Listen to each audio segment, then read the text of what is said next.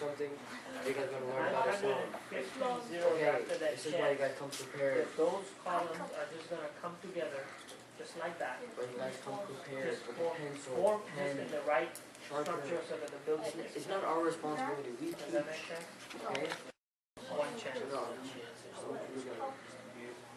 No, that's something is going to form in our lives in this country. Jazakallah khair. So I will call Sheikh Omair Attari, Damat Barakatum al-Aliyah, to come and advise this. Jazakallah.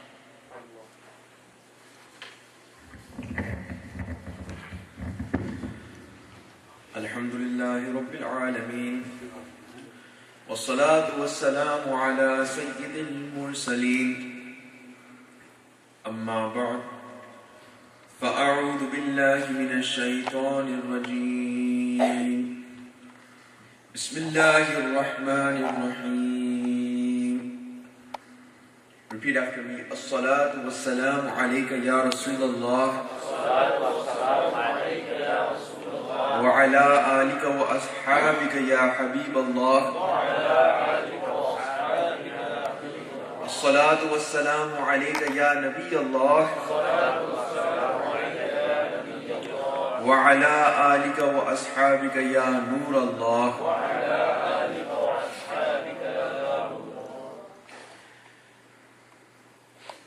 The Rasul of Allah, Sayyiduna Muhammad Mustafa sallallahu alayhi wa sallam, is the beloved of our Lord Allah Almighty. Reading salawat and durood upon him is a sa'adat, is an honor of an ummati, you and I.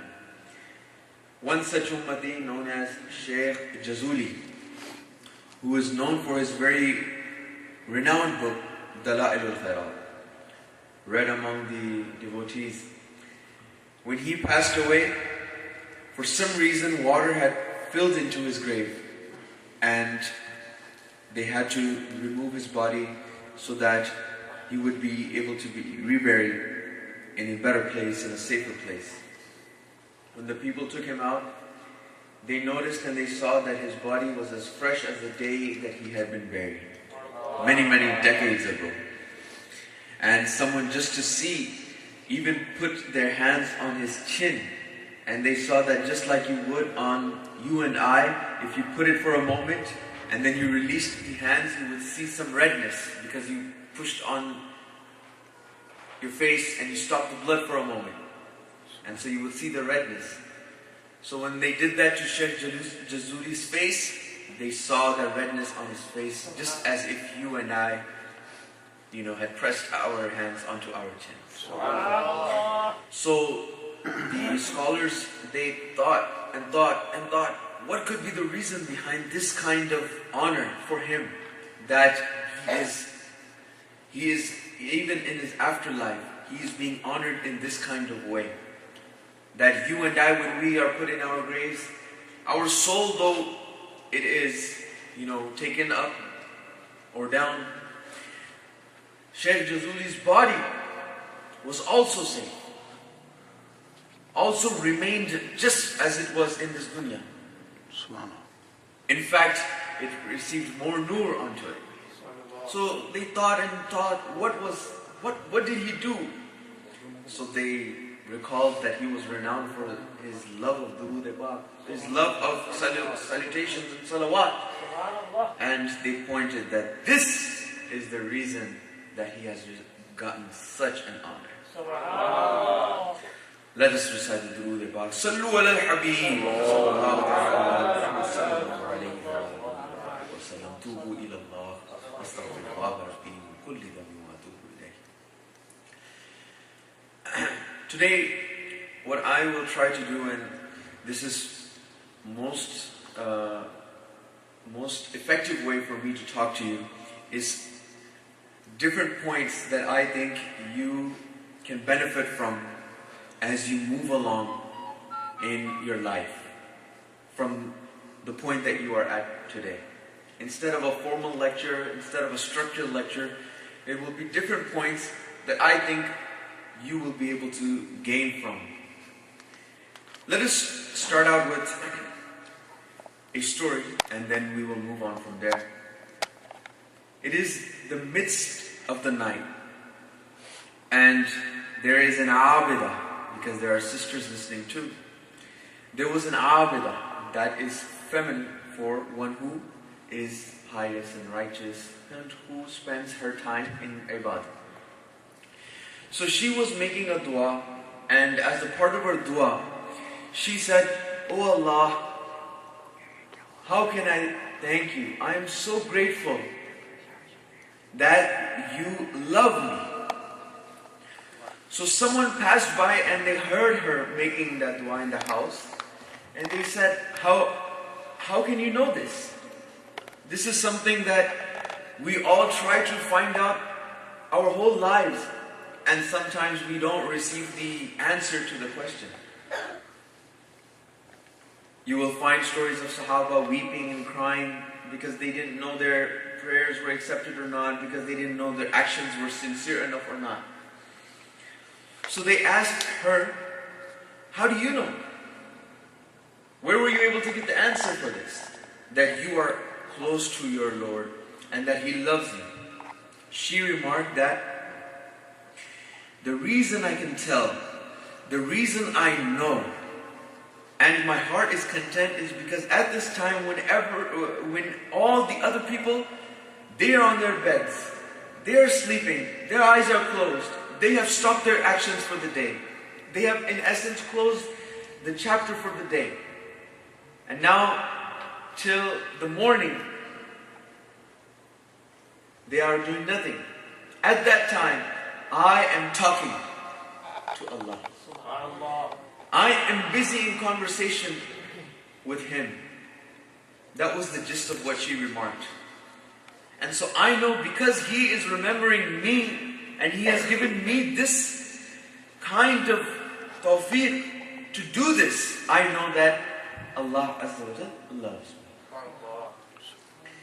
So this is really a very, at a glance, it looks like a very simple answer. And we could just, after having made this remark, we can move on and we can say, yes, she made a very beautiful point. But it has a lot of depthness in it. It has a lot of things for us to understand, and it can really go a long way in how we implement and how we carry ourselves in our daily lives. Now that is where I want you, and I want to take you to my next point, which is the understanding of right and wrong.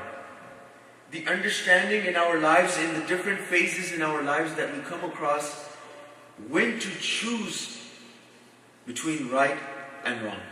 How to identify between these two things. Sometimes it can become very complicated. Sometimes it becomes very hard for us. It is at that time that with the decisions that we make to go on the right path, they end up changing our whole lives. You see, what happens is sometimes few moments literally define who we are. If you ask an athlete, what does he do? If a person is an athlete, how does he spend his time? He spends his time exercising, making himself fit, training, practicing, and partaking in training sessions. This is his schedule, this is his routine, every day, in and out. And he is preparing for the big game. He is preparing for that next game. He is preparing for that next win. At the end of the career though, when you ask that athlete, if you ask, what do you recall about your career? He is going to, if he has reached championship, if he has reached the championships, if he has reached the Super Bowl, if he has reached any kind of World Cup in his respective field, he is going to recall that. Just like that, you and I, in our respective daily lives, you can think about it in your own way, in your own personal way. That whatever you have done at the end of your life, when you are asked about it, you will probably be able to recount some glimpses, and you will be able to call back on those certain moments, and you will say, those moments defined me. Those moments were the ones that made me who I am today. So that is pretty much one of the main themes of today's talk that I want you to take away. Is that the moments of our lives end up defining us. And so choose your moments wisely. Let me give you, and then we will take several angles on this. Hazrat Bayezid Bustami, radiyallahu ta'ala anhu, a very well-renowned shaykh, a sea of knowledge, sea of piety. He says, I recall of who I am today back to the dua of my mother. That one time she asked me for a glass of water. I got a glass of water. When I reached her bedside, she had fallen asleep. It was too cold, but I stood there the whole night, hoping that maybe she'd wake up and she still want that glass of water. And so I stood there, and when I, in the morning, was still standing, and she woke up and she saw me holding that glass, shivering, my hands shaking, and my hands frozen onto that glass. She raised her hands and she made dua that, oh Allah, just like He has made me happy, you be happy with Him. Oh. And so Hazrat Bayezid Bustami rahmatullahi ta'ala alayhi says, that dua was the dua that took me to places where I am today. So the moments end up pushing us in the right direction. You know, it is a phrase that is said in our culture when you ask about someone who has become real successful. They'll say, I was at the right place at the right time. You know? They'll say that. I was at the right place at the right time. I got the right opportunity. I got the right chance. I got that right push in that direction. So the whole purpose, the whole maqsad of this life is looking and searching for those glimpses, searching for those moments, for those pushes, for being in those places at the right time where you can get the most out of your life.